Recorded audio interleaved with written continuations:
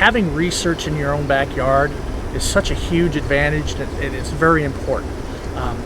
Being able to utilize the data and the testing that our breeding group's doing with soybeans here at this facility really allows me to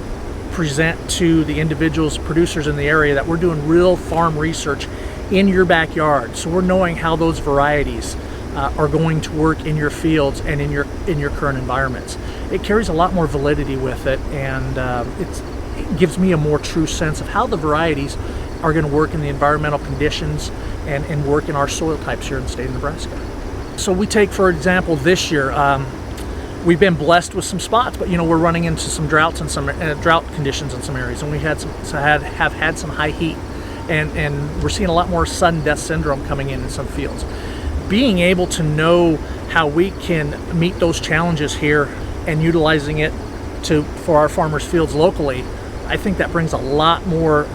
like I said, validity to how we know the tolerances are going to work, how they're going to fit that field, how they're going to meet those certain challenges those farmers are having in the field, and help them maximize their yield out there, which in essence helps them maximize their profitability as a farmer. So I think it's very key and important that we have this research facility here.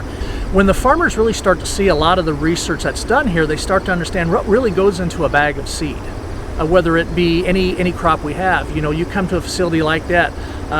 you look at, for here specifically, the pathology lab for weed, or seeing the small equipment that we're using, the ultra focus that we're looking at a plant per plant basis, understanding how it's done.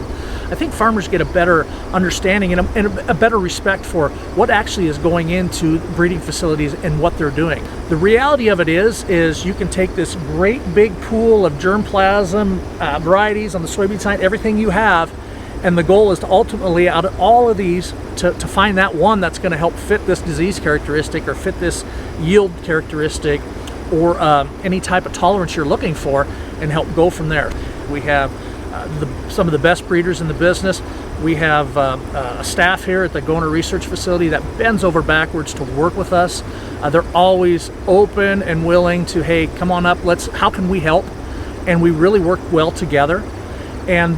obviously with the COVID restrictions we're at now, but once those can get laxed again, they're always open arms to help, letting us bring groups through here, showing farmers, showing FFAs, working with everybody, just to give them a better understanding what's all involved in the processes, what we're doing here, and give them a little bit different look at the side of ag, other than seeing the tractor and the planter and the combine. Giving them a different side of the agriculture on the research and development side, give them a better understanding, and hopefully that's, on a younger generation, that might pique a couple people's interest, that it might be something that would direct them to go someday, and hopefully they can work with us here at BASF and bring better soybean varieties in the future.